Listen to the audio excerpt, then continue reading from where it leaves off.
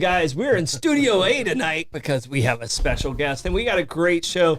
I'm telling you right now, I probably enjoyed the history and the research on this topic more than any other topic. We've been doing the show for about a year and a half, and I've really, this show, Lenny, I don't know about you, but this show is about learning as much as what we give to you guys too, because I love picking out these amazing things in history that no one else has talked about, and I think we have some of those tonight. So we have a very, very, very, very, very special guest. And add one more very, and then I'll be welcome. Wait. Very special guest. We have Davey. A little needy, but he's very, very, very, very, very, very special. I'm so happy to be here. You guys are amazing. What an amazing show. I'm very happy to be here. Thank you. My morning brother. Yeah. My morning brother, my 904 brother, Davey Hartzel, is here with us. So happy you came in, So happy, Davey. yeah, man. Because two old white dudes, old straight white dudes talking about pride.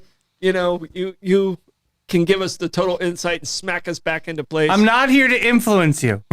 Let's make that clear. No. I want to make that very clear. Yeah. I don't think you can with us. You got two curmudgeons here. And the experience that I had being in the restaurant industry and living in the West Village. God bless. Oh, yes. I can say with a straight face, some of my best friends are gay. This is one of the best shows to ever be on with Lenny. I'm proud to be here with you two tonight, brother, because, you are West Village. I forgot about that. Yeah, he's West Village, and I'm a pig farmer from DeLand. Yeah. But with a very open mind and an open heart, which is why I'm here to join in on this conversation. Yeah. Very cool. No, but thank you so much for coming in.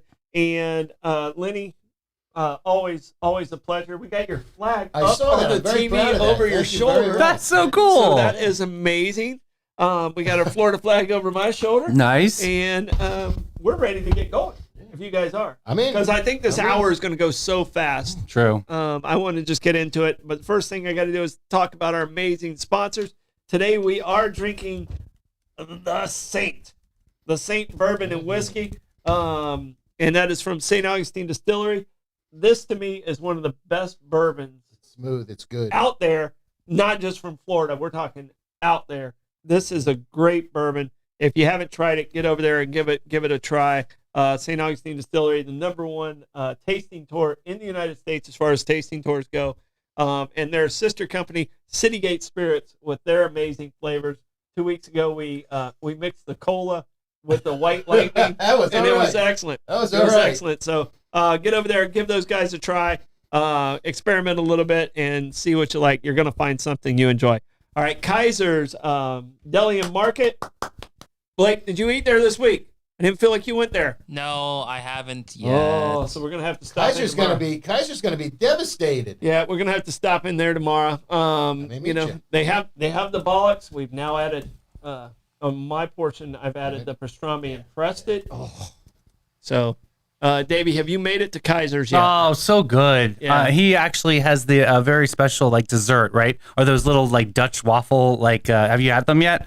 The strufels, right? Oh, the strufel. Yeah. They're so good. Yeah. He actually introduced them to us, so they're so good. Yeah. So get over there and see on Anastasia Boulevard, Kaiser's. It's actually on White Street, but it's corner of White Street and Anastasia Boulevard. Yep. Kaiser's Market and Deli, they got a lot of local vendors in their market. Amazing stuff. All right, Meehan's Irish Pub.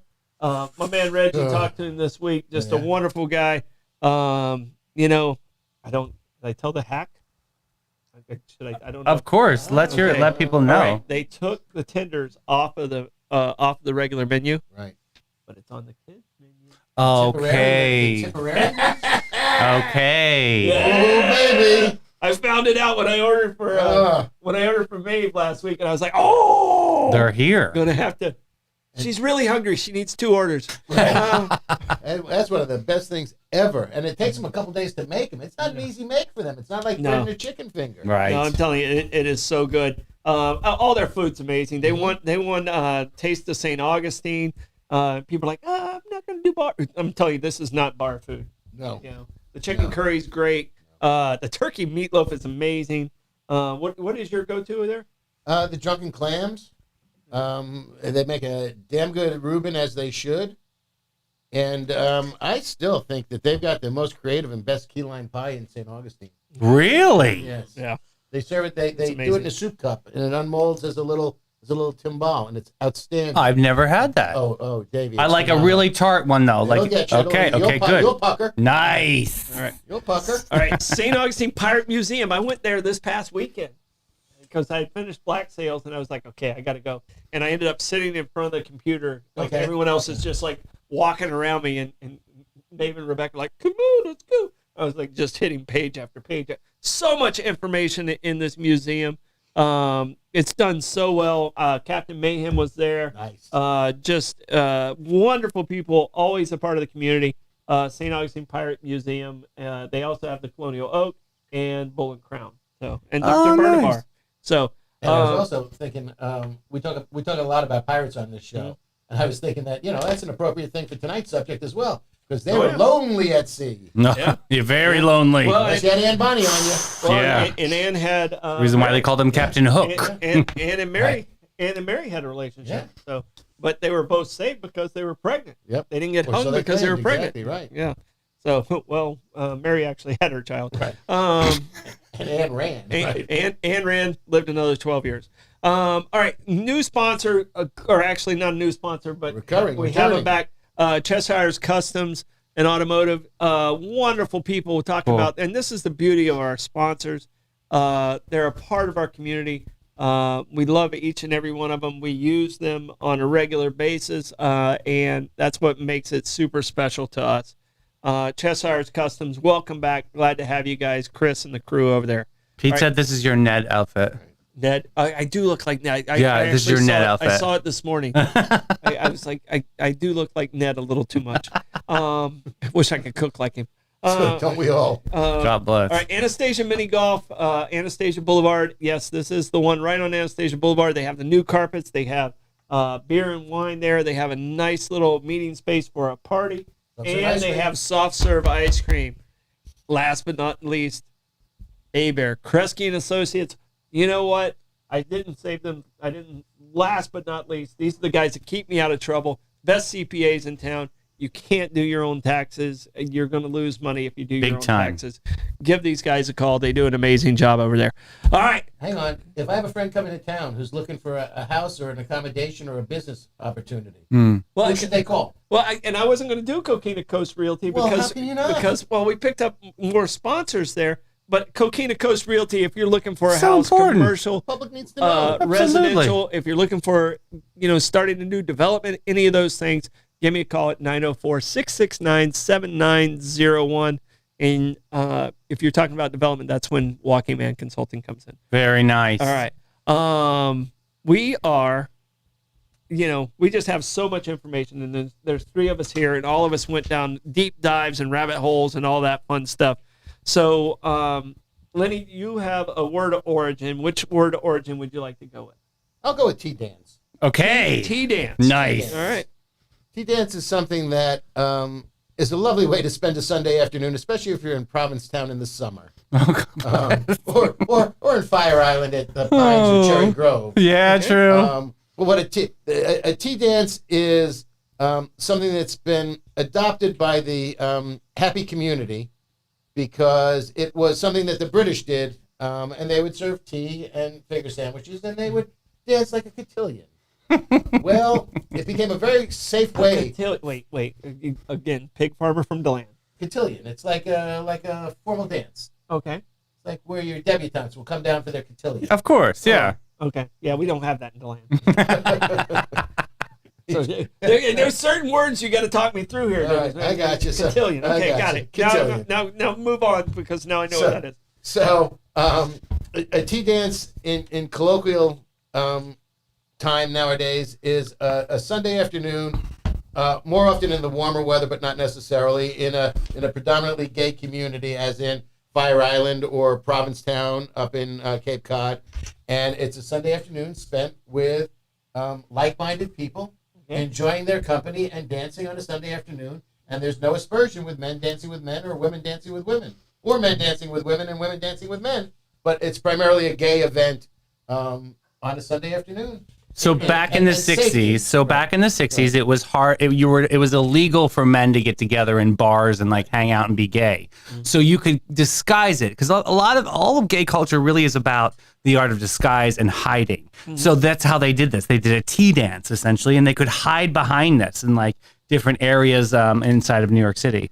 Yeah, like an alternative venue meeting. Okay, and excuse me, I'm going to ask a lot of questions. Please do, Davey yeah.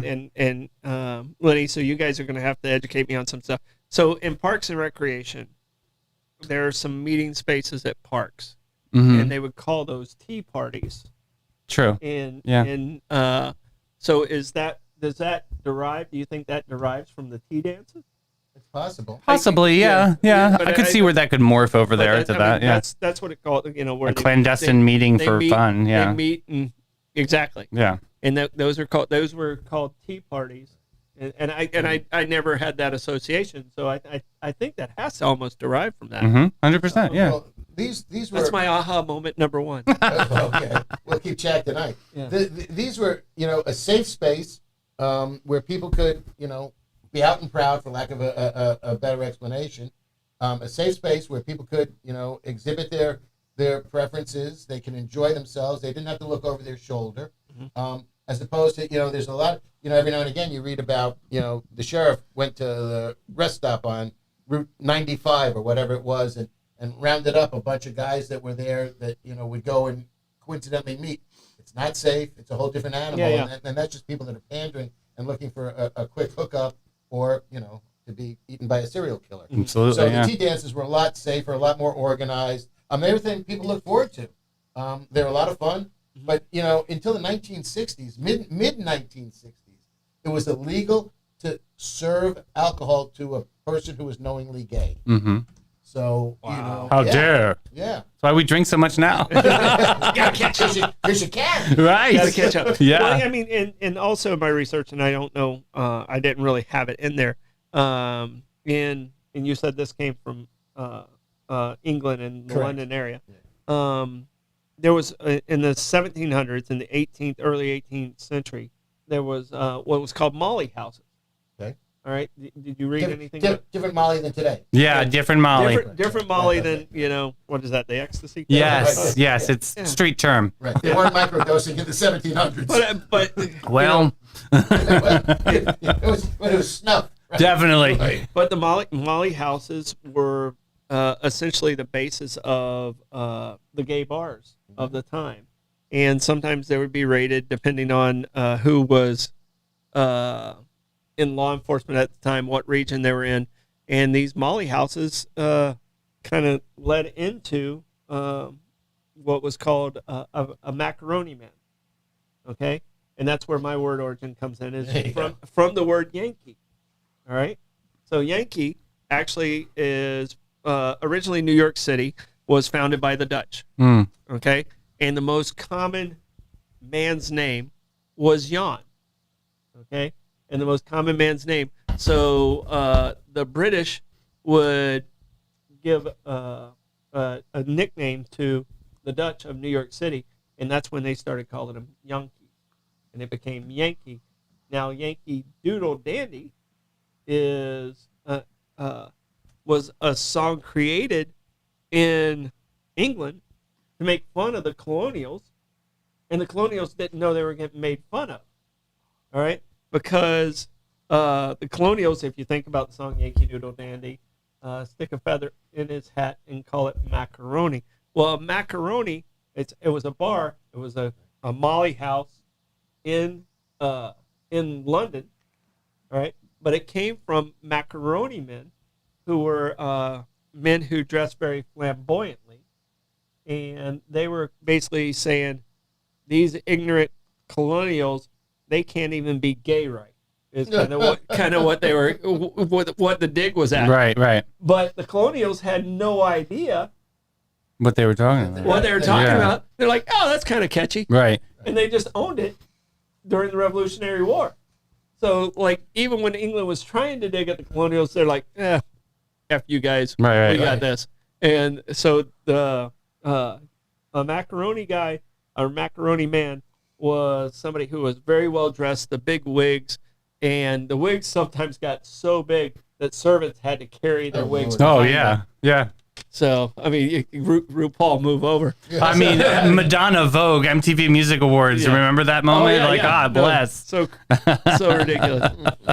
But Davey, thank you so much for coming in. Yeah. I mean, we have so much stuff to talk about, and I really appreciate. And I think a lot of people that I grew up. You call me a boomer, but I am a Gen Xer, even though I act like a boomer in a lot of different ways. And I'm so happy that our society has gotten better, where we can have this conversation without you having. Oh my goodness! Without you having to worry about, oh my gosh, who's listening from law enforcement? Yeah. I mean, some of the laws that we delved into were just atrocious. There was a time. There's still parts of our world where it's still atrocious. I mean, honestly, for me, I think like Will and Grace kind of shattered the glass ceiling for my family, at least, because it taught my family that you were allowed to laugh at it. Yeah. And I think that was like a healthy response to it. But I was like this great, incredible distance athlete growing up. And there were times where like we would train down in Texas and I'd have to change in a different locker room. Like it was a whole different time period because everyone was afraid that I was going to give them gay. Yeah. You know what I mean? It's like some sort of like something. Yeah. Like, ooh, it's such a fun, trendy lifestyle. No, but I think my word origin tonight is straight acting. Okay. And we take the deceptor of straight acting in our community as like the holy grail, and we hold it up. Like if we can hold on to this, like achieve the goal of finally breaking through and being the actual chameleon, you can actually achieve like this great euphoria in gay society. And that is something that we all struggle with because that's being gay is shameful. You're taught that at such a young age. So yeah, it's just a big band of misfits, and they're just trying to figure it out. That's why a lot of gay people are socially awkward, or they're a little bit more reserved. It's because they just don't know how to be able to communicate. It's just so funny because I had such a long career, and then I really didn't give a shit about what anybody had to say about my swimming career, because I knew my therapist was like, you have to be the best in the world, and then no one will ever be able to say anything against you. And I took that to heart, and I think that that's something that gay people will do, is try to hunt for freedom, and that's something that we take for granted every day. Yeah, and one of my questions, like growing up, like you were a swimmer, and I mean, you're a high level. You missed the Olympics by a fart. By a fart. Oh my God. Just a high level, incredible athlete. But growing up, my guy was Johnny Bench. Mm-hmm. Who was your person growing up that you modeled after, or was there really no one really that you could say, oh, I want to be like him? Or as far as like a gay icon? Yeah. Did you have somebody that you could attach to? That's a really good question. Did I have like a gay icon that I was like, because nobody was really like even George Michael back then wasn't even comfortable talking about it. Yeah. So I got to say no. I don't think I really had one that was like. I don't even think Elton John had right. No one really until like the 80s talked about it. Really, truly talked about it. So I mean, there was Greg Louganis, the diver, but he was. But when he hit his head, everyone freaked out. Absolute asshole, though. I'm sorry, he was not a nice person. Yeah. I remember meeting him in a parking lot, and he was smoking a cigarette, and I was so disappointed in that, because I was like such this like raised like veal, and you do everything right, and here he is, he's this badass, smoking a cigarette in the parking lot, and I went, hey, oh my God, great, Mr. I think I said Mr. Louganis. He goes, I'm not Mr. yet, baby, and then like kind of like flicked the cigarette. I was like, okay, honey. Yeah. Listen, honey. Get over your bad self. Right. Well, and it sounds like you had a very solid family, and you came out fairly. No, you I didn't. No, it was a very. You had to work to that. Oh yeah, it was awesome. It was, but I mean, I don't regret any moment of that. I came out when I was 15. And I remember my father had some sort of insurance with his work that would allow me to go to therapy, because they didn't know like what to do with this. Mm-hmm. And I was fine with it. I went to one session, and that therapist seriously changed my life. And she sat down and she goes, you have to support yourself. Mm-hmm. You have to figure it out and be your own advocate. Within 1 year, I became one of the nation's best distance swimmers, and I moved to boarding school and had a full ride and just took care of myself since 15. Mm-hmm. And I kind of left my family behind to kind of figure that out. my mom had a lot of pushback with it because she just didn't understand. And my father, Well, you were raised Catholic. oh so, yeah, So there had to be. and in Delaware, which is a lot like here, Yeah. it's not as liberal as everyone thinks it is. It's kind of conservative there. So it was an interesting, growing up, and I don't blame my family. My God, they didn't know what to do, so they obviously did the right thing, was put me in therapy. So I did. I took care of myself, and I'll never forget the day when I came out to my father, who's this military guy, 37 years in the military, sergeant major, incredible love of my life. He's an amazing man, and my mom was the one that always had like such a major issue with it, but he looked at me and he goes, "Shame on you for not talking to me first." Wow. Yeah. Oh, it was so powerful, wonderful Lenny. is that? God, How the wonderful. tears just, bro, it was like shattered the glass ceiling for me too, because it was just like, wow, man. My father just was like, God, all you got to do is just talk to me. Yeah. That's all you had to do is just talk to me. And But he's seen so much in his world, 100%. Yeah. My Uncle Bill. I mean, I didn't even know. Yeah. You didn't even know. Who's his absolute best friend. They were like bosom buddies in college together. They had a house. They were like, you know, they bought a house together. Like, and they all thought that they were gay at one point. And my father's like, no, I'm not. So it's just like, you know, all of these things that painted his picture, but I never thought to go to dad first. You know, that was my one regret. I should have gone to dad first. David, do you have siblings? Yes, I have an incredible sister who's in town. She's a principal over at one of the principals over at Island Prep. But yeah, and I have a beautiful niece, and my brother-in-law's over there too. So yeah, it's good people. So was your sister supportive? Of course, sister's been my ride or die. Yeah. So there was 100%. So there was some safety net for you at home. Yeah. Oh my gosh, my sister. We're 6 years apart, but yeah, she definitely is an amazing advocate for me. Absolutely. Yeah. With your dad, did you ever have the conversation of, Dad, when did you know? And did you? Have you ever? Yeah, I know what he means. Yeah. Yeah. When Dad goes, you know, say, "Hey, Dad, when did you know?" When I bet the Dad answer, knew way before, oh yeah, the way answer before was you when we came had out to a backyard party, and I took the microphone from the lead singer and started singing Donna Summer in front of everybody at the party. He knew then. Yeah, absolutely. Well, that was a catchy time and a catchy Absolutely. tune. My God, I love Donna. She was amazing. MacArthur's Park. Who leaves a cake out in the rain?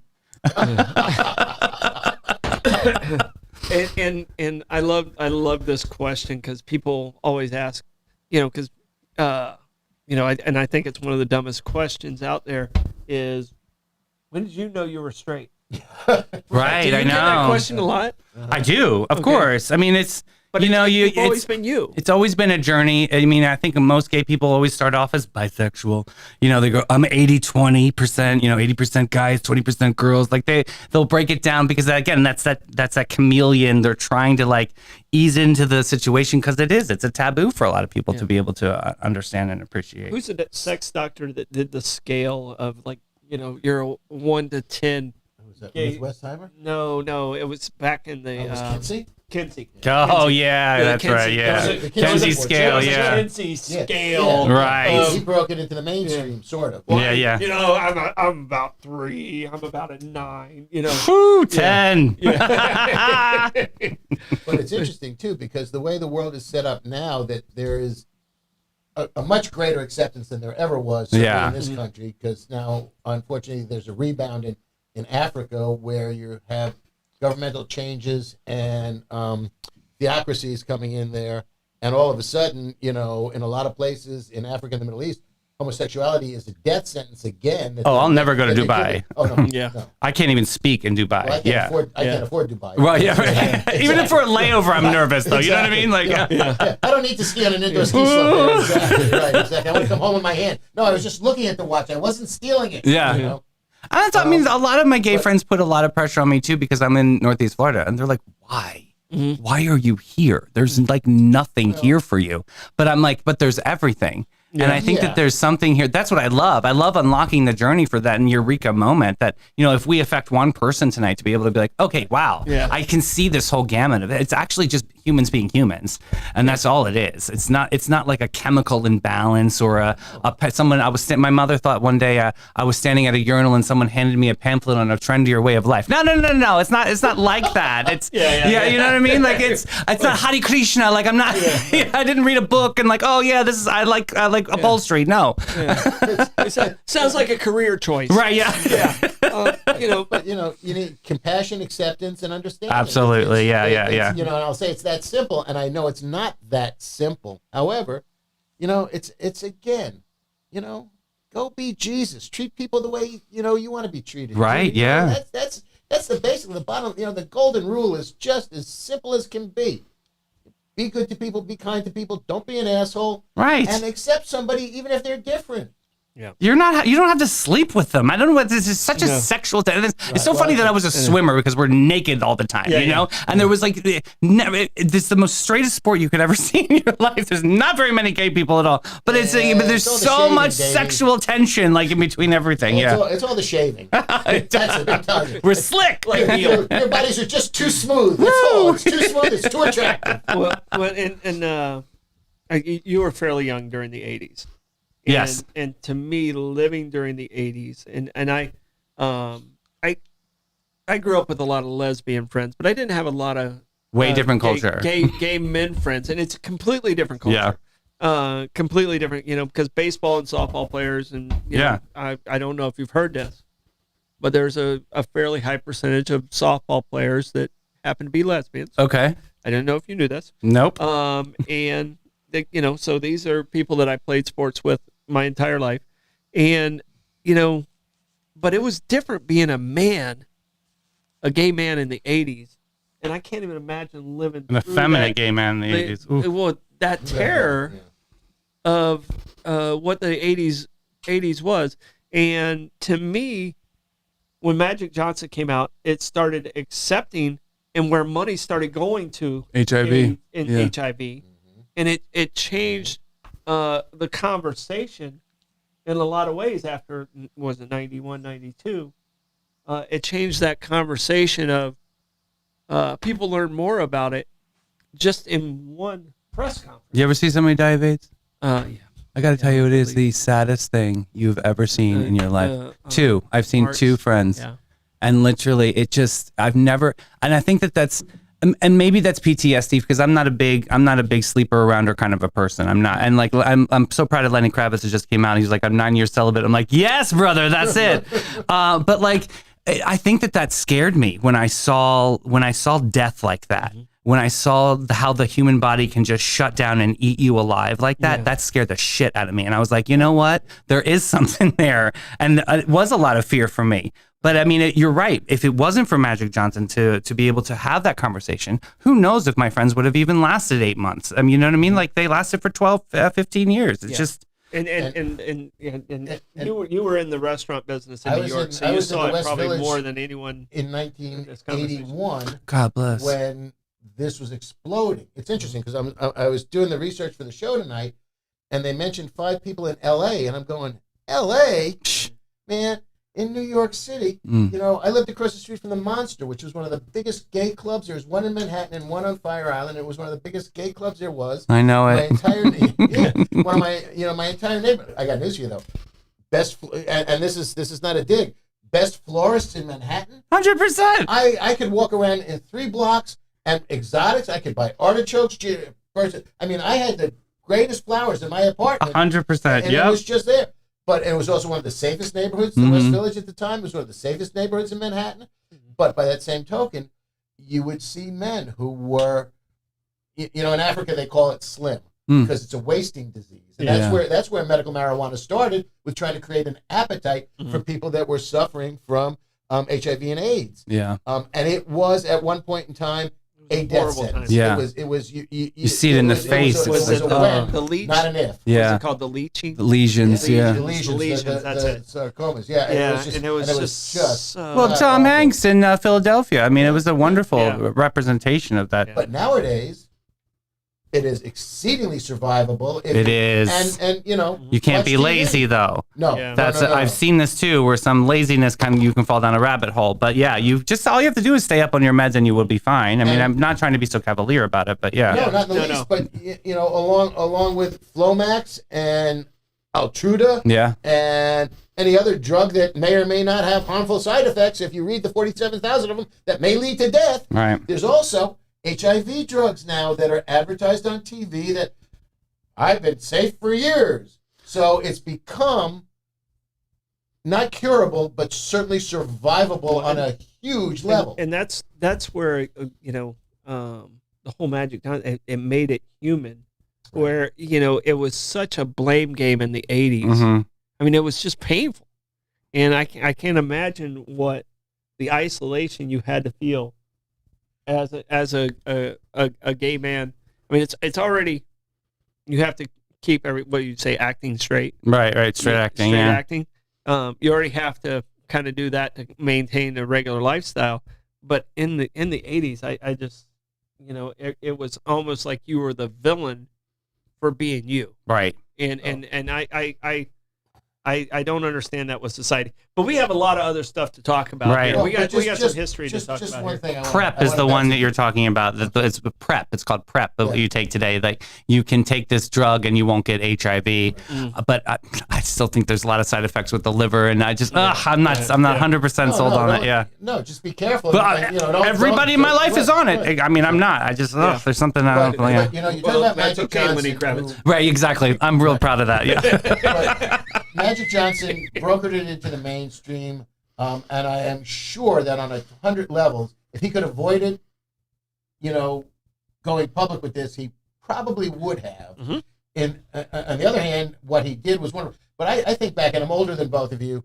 We know that. Well, thank you very much. By a considerable amount. Skin looks great. Thank you very much. Hydration, baby. See, I love it. You don't know how much water I drink. God you bless. swam in it. I drank the pools, baby. Good. I drink that much water. That's good. But I go back to Rock Hudson. Oh yeah, that was a big one. Rock Hudson. The man was Big one. a sex symbol. Yep. He was a movie star. He was sleeping with every ingenue and or Doris Day. Mm-hmm.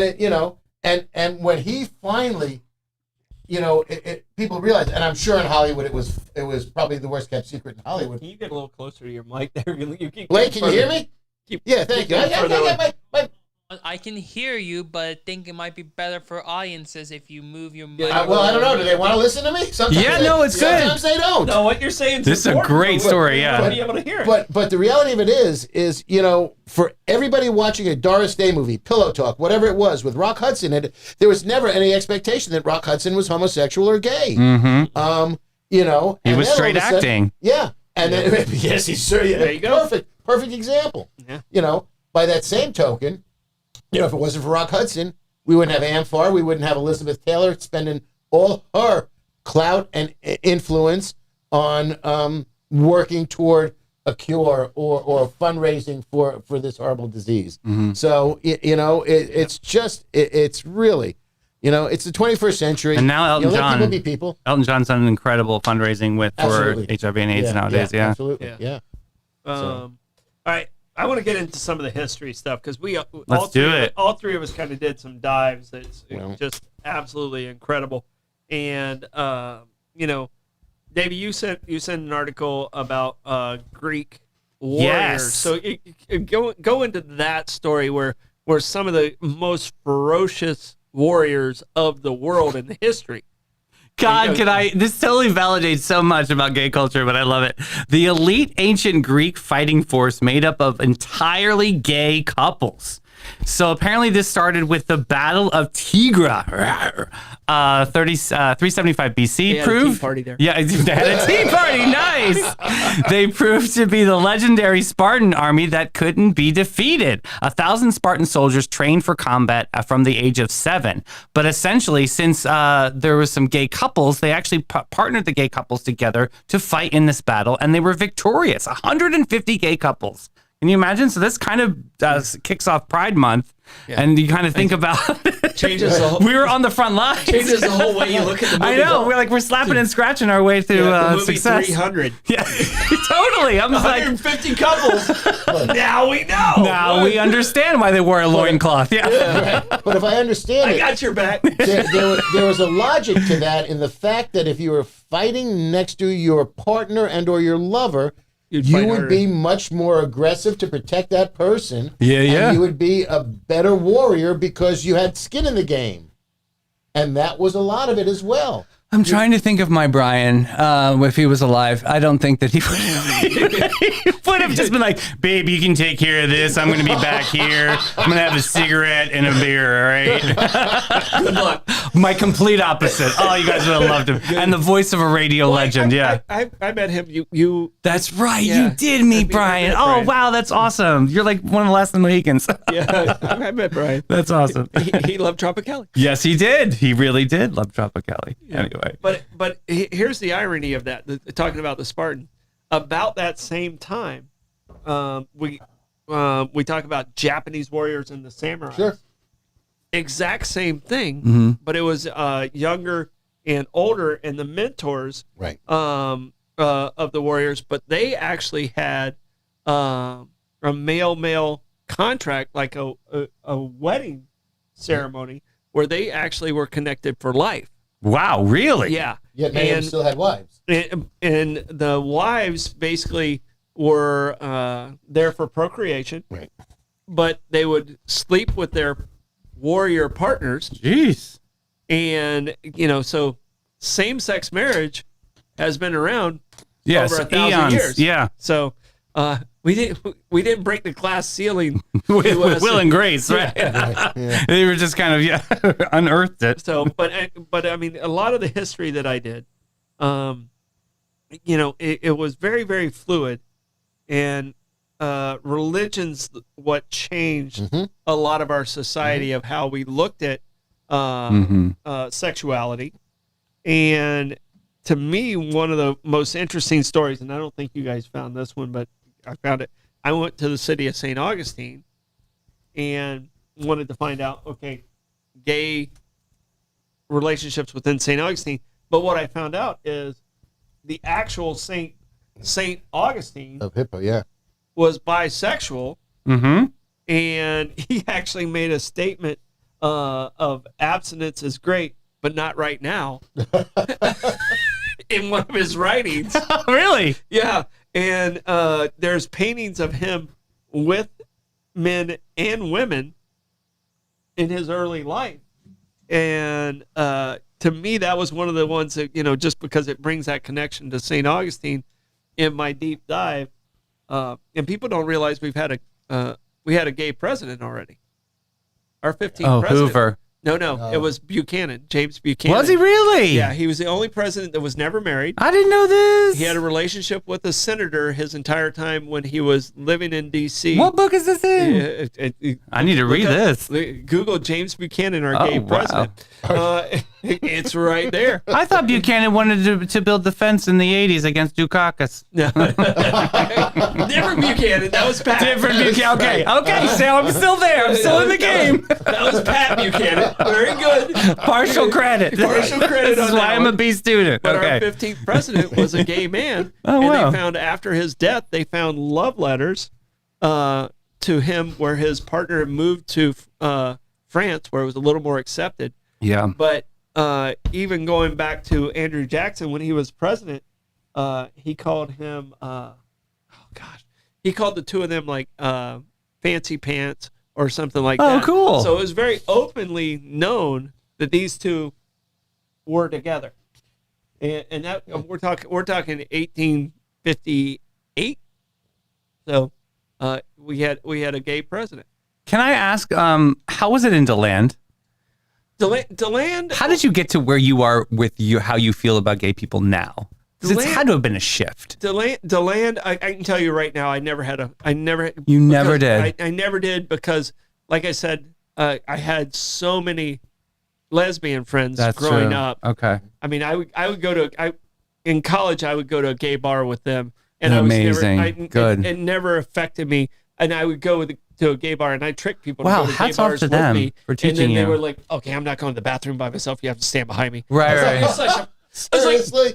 I was like, "You're such an idiot." Yeah. Yeah. But I mean, All you got to do is say, eyes on the road. They're fine. Yeah, I was please. Say you're just not that good looking. Oh, my gosh. Yeah, I was like, the fact that they're not hitting on you should tell you, Right. Right, okay, yeah. where you're at. And but I never really had an issue with it. Racism was a bigger factor Is there something- in okay. DeLand than sexuality. sexuality. Interesting. Sad as well. You know, and being in sports, I mean, and you know, the black culture is a little slower to accepting homosexuality. Yeah. That's why there's the down low. Yeah. Yeah, So, that's the DL. yeah. And you know, And there's so a lot of it going on in that community, and nobody wants to admit it. yeah. No, yeah. No, it exists in every. I mean, the percentages sure. are what the percentages are. Yeah. And you know, it really to me was never an issue. Obviously, with some of the more redneck, you know, guys that probably were closer to where they didn't want to be. Yeah, well, You know what I mean? they're threatened of some sort. Yeah, they were threatened by it. I think it was a bigger issue, but I'm telling you, to me, it was never an issue, and I attribute that more to my lesbian friends that I grew up with. Mm-hmm. That's awesome. You know, and I, you know, obviously, you know, you and I have been friends for Yeah, you know, eons, really, decades. honestly. But it never really was an issue with me. So That's awesome. That's good to know because I mean, like I said, I get a lot of crap for living in this area because there's like, why? There's like no culture here, but I'm like, yes, there is. You just have to dig a little bit, but it's when you unearth it, it's amazing. and I'm Like that's a beautiful story. and I'm going to give credit to Stetson University a little bit too. Okay. Because it created an art culture. It created a more open mind thinking process. And just even in St. Augustine, you got to give credit to Flagler College a little bit of the culture that it's brought to the city. Mm-hmm. You know, because without that, would we still be stuck in 1968? Yeah. You know, and you know, so I got to give credit to Stetson University for the land. I got to give credit for Flagler. You know, Especially it started as a women's school and then brokered into co-ed, and I'm sure that was a slow progression as well. Mm-hmm.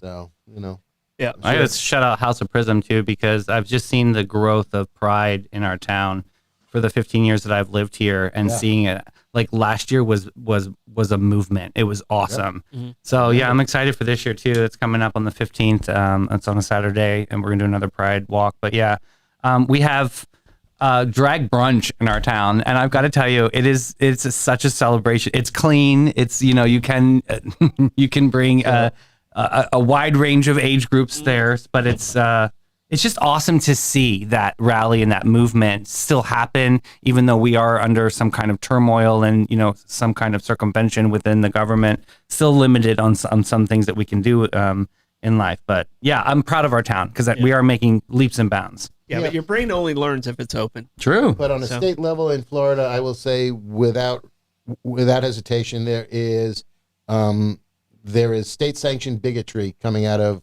Tallahassee. It's interesting. It really kind of makes you kind of take a couple steps back. I do not find the government in Florida that is in office now to be the least bit. I find it exceedingly hypocritical. Lenny, here's hurtful. my statement. Hypocritical. No, hypocritical. I'm going to disagree with the relationship because the government doesn't set our society. Society sets our society.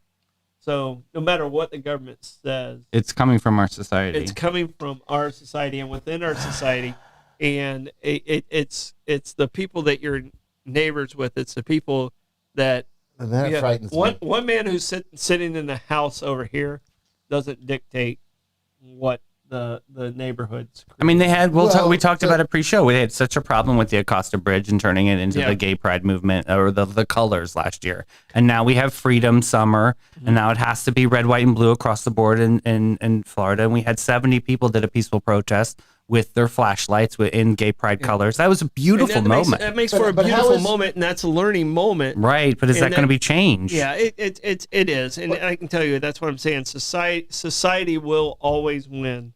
It's just going to take a little while to get there. Over what's there. Because how is mandating, dictating, and I will use that word for our beloved white-booted governor, dictating that the bridges must be red, white, and blue in Freedom Summer. Mm-hmm. Where is the freedom in that, but sir? The core of that. I mean, trust me, I put an American flag out every day. Yeah. I'm a huge patriot. I love this country. I put my flag out in front of my house every day. Now, somebody once said to me that, that way people think you're a Republican. They're not going to rob you because they think you got guns. That's not the case. I do it because I'm a proud American. right, and yeah. it deserves But go be to the out core there. of that, and go to the core of your history that you just learned. Hmm. Okay, go to the core of that, and that comes from a religious-based decision-making situation. All right, and Okay. let me finish the thought. Because he gets elected because he's hard right Christian.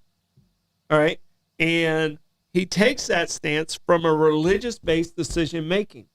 As we move further and further away, and our country is moving further away because our eyes are opened a little bit more, our brains are opened a little bit more, our hearts are opened a lot more, and we make decisions as our own, we're going to move further and further in that direction.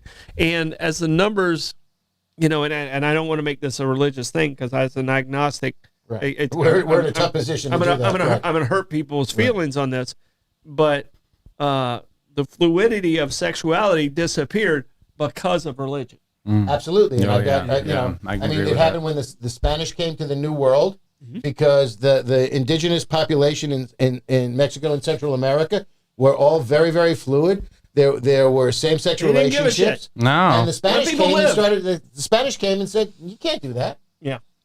I mean, the church did the same thing in Europe. I mean, you've got people like Michelangelo and Leonardo da Vinci had same-sex relationships allegedly or apparently, and Socrates. Yeah. So it's nuts. But then you get to the point where I just find there's a lot of hypocrisy kicking around, and that's what I'm saying. The political is run by the masses. The masses are gradually getting. You don't think so? I don't think so mean, anymore. How do you shake your head no to that?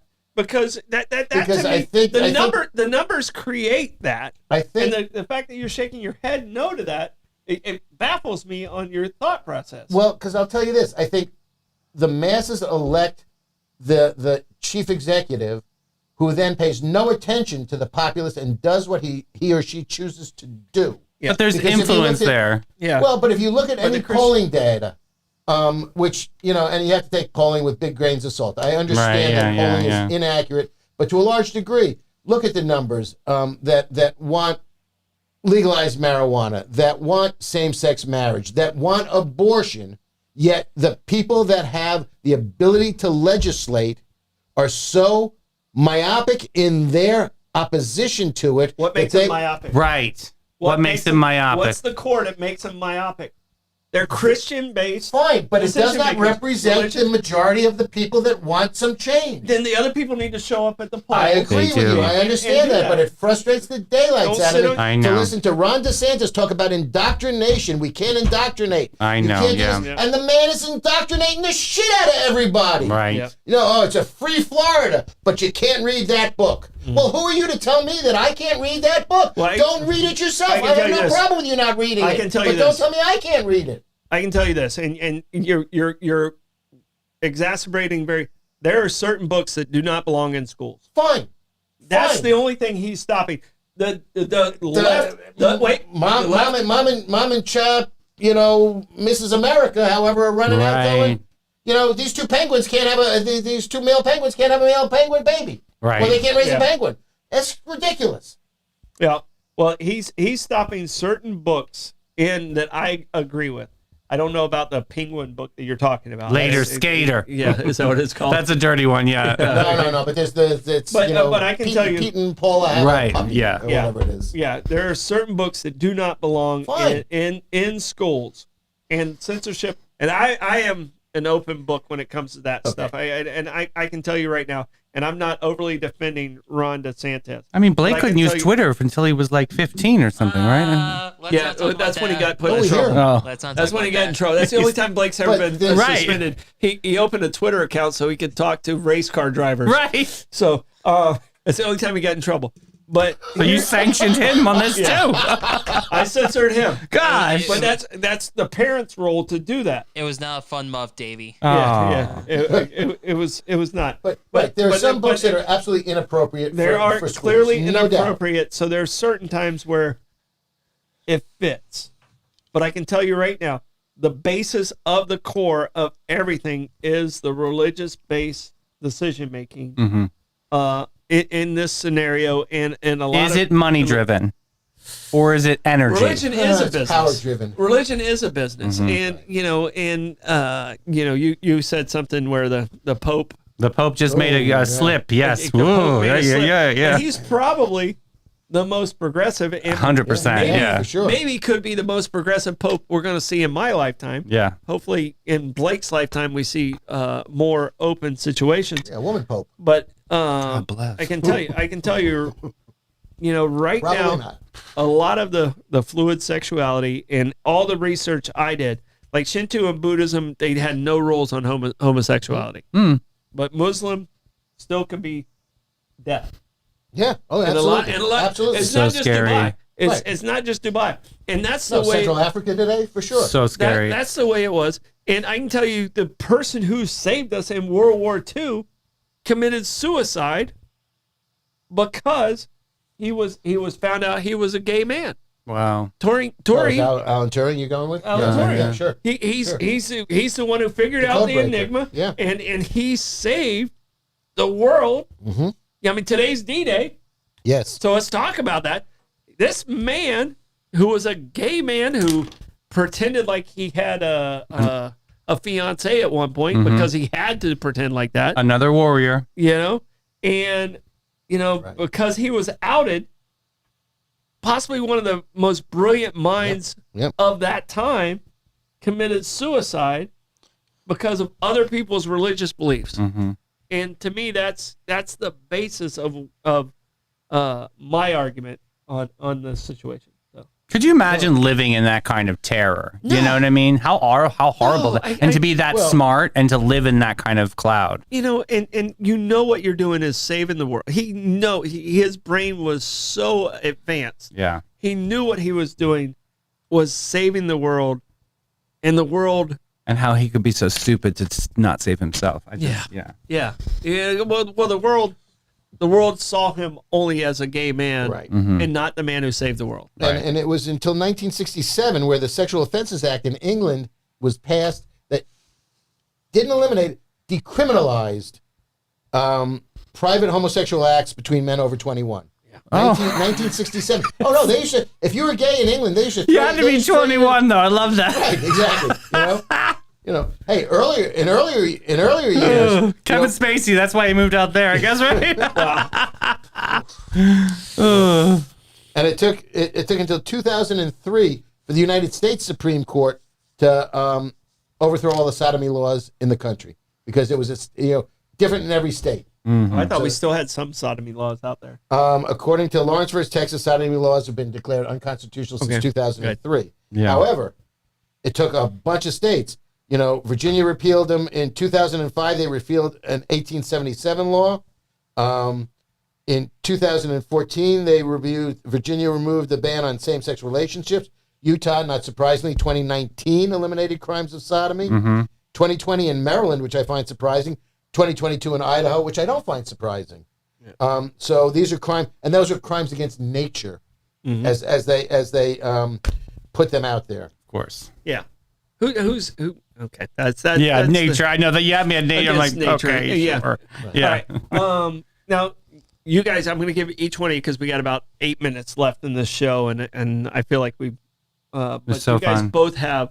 I mean, amazing. And Davey, thank you for coming in. And Yeah. Absolutely. And, Come back anytime on any Lenny, subject. So yeah, fun. anytime you want to come in, you're welcome. Thanks, on guys. Bollox, This is a great and show. We really appreciate it. But I want to give both you guys a chance. I know you had different stories that are out there that you want to throw out in history that you didn't get to. Oh. So, Davey, I'm going to give you first dibs. I will talk about Marsha P. Johnson and Stonewall. Okay. And Lenny, you got to help me with this one too, because this is your home turf, right? Yeah, I mean, yeah. yeah. I mean, I know it well. I lived 3 blocks away. Oh, you did Sure, really? not at the time because it was 1969. But yes, I still, lived 3 blocks like away from even to this Stonewall. day, when you walk the streets and you cross, and Stonewall still exists, it's a bar, and it's just amazing. So a bunch of people were having a club moment, and the police raided one night, and Marsha P. Johnson was probably one of the biggest human rights activists at the time, and this great drag queen and kind of stood up for the whole movement and literally put herself on the front lines and was such a champion for homeless homosexuals and kind of gave them was a shepherd of that community. So yeah, I'm wearing her right now. She's a huge inspiration. But anything you can to shine a light on Marsha. Well, the interesting backstory about that is the Stonewall was owned by the mob. Oh yeah, that's right. The mafia and the mob knew that there was a lot of money to be made in supporting gay clubs or gay bars. Right. And apparently there was, they didn't pay off the police, and the police raided the club, against the better wishes of the mob. And that's why they went in there, because there was the cops fighting the mob at that point in time. And the mafia made a lot of money supporting gay bars and restaurants. That's right. Yeah. And that was where they went into Stonewall.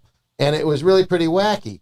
But it was, and you know what? And that was enough was enough. Yeah. Because they stood up and they said, nope, not today. Yeah. And they fought back. And it was the Stonewall riot. It was the gay community actually struck back against the police, and it was a brawl. And they were throwing people in paddy wagons like you ain't never seen. The Battle of Tigra was resurfaced. Yes. Sparta. Definitely back. So, yeah. And now it's on the National Register of Historic Places. Incredible, it's yeah. a landmark. You can feel the energy when you go there, just to be like, wow, what existed in that moment in time, and to be able to have the freedom just to breathe air, as a gay man is something to be celebrated. And that was 1969. It still took years and years for more. I mean, that was your glacial movement or your turning of your aircraft carrier. That's how long and how slow it took to get that. Yeah. But my favorite one is and I. You know me well enough to know that I come back to hypocrisy where I see it and I call it out because, it's just fascinating. Because, everybody's default Bible nowadays is the King James Bible. Oh, yeah. I was King not James, Kabbalah, but yeah. It's going more to the Quran. Yeah. Well, that's true. Because they're having way more children than the Christianity is. That's very true. way more dangerous to what we're talking about here. Absolutely. But I get a kick out of the fact, and there's a show on TV now called, I guess it's James and George or something of that nature. But it was King James had a male lover who was the Duke of Buckingham, George Villiers, who his mother kept pushing him into, George, go see the king. Go see the king. Yeah. George, go sleep with the king. Go sleep with the king. Wow. And King James I of the Bible fame had a lover, George Villiers, who was the Duke of Buckingham, who at one point in time became one of the most powerful people in England because he was, stood with the king. Wow. So, see, and I can tell you there in the King James Bible, I'm not sure how this works out. I don't know if either one of you can help me. Catholic school might help you with this. Adam and Eve only had 3 sons. Cain and Abel. Seth, I got it wrong. Seth, I got it wrong. Seth was their 3rd son. After Cain killed Abel. We always forget about Seth. And most of our lineage from the King James Bible comes from Seth.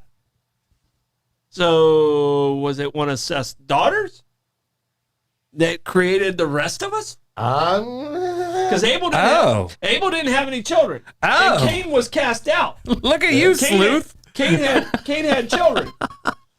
Am I going to hell if I ask where did the rest of us come from? Where did we come from? Where was Eve at the time? They only had 3 boys. Oh, Lordy. Okay. Well, hang on. We get into that immaculate stuff. Sorry, the dark agnostic came out. Well, the interesting question, though. I'm sorry, the biology of it. Just saying. All right, Davey, I have one more question for you. Sure, yeah. And if it goes to the... Can you... Now, I mean, you're not an old guy. You're still a very young guy. Ish. But was there a point in your life where things just got so dark because of your sexuality that you're like, okay, what can I do to make things better? I mean, when you moved to St. Augustine, was that a hard transition? Because you were in New York, much more accepting of your lifestyle. Was there a time where you're just like, gosh, I just, I think my whole life has kind of been that way, though, but it's always been about perseverance. Here's my thought, and the reason I asked this question, so you understand where I'm coming from, the origin of where I'm coming from. At no point in my life was like, wow, I really wish I was gay, you know? Because I see what you mean. I saw my gay friends and just the struggle that came along with it. Like my friends that were black, I never went, wow, I really wish I wish I was tall, right? Exactly. You know, but I never went, wow, I really wish, I mean, you know, my black friends had a much tougher road. My gay friends had a much tougher road. And that was what my father was worried about, was the tough road. The road that and you I had to remember before he went to Iraq, he wrote me a letter, and it said, I remember there was a line, and I still have the letter, something about your life you will either be tormented or you won't be, but it's all about the choices that you make in life. And for me, he used that word torment, and I was always so angsty about that, because it was like I didn't choose this life. And there's always been something about me that has always said, you know what? 2 tears in a bucket, motherfuck it. You're going to have a great life. You just be the best you can be. And that's all I can do. And that is a famous, that quote is actually from a famous drag queen, which is Lady Shebley out in Savannah, from the Midnight in the Garden of Good and Evil. Great, great, great book. But that I read that maybe at 13 or 14 years old, and that just stuck to me. And it was like, that's what I got to be in life. I've got to be a force of good, and I just got to keep going forward. And you just never know. And so far, I've made it. Since I was 15, I've done this all by myself. You're an awesome human being. I love it. Lenny, I love an my awesome life. Human being. But Davey, one of the things you just said, which is really, I think, one of the most salient things that we can bring to the table tonight, is you said, you know, people think it's a choice. It's not a choice. No, this is not a decision that you made. This is who you are. It's not you a did not choice. make this It's decision. absolutely not. This is you. No, yeah. And you know what?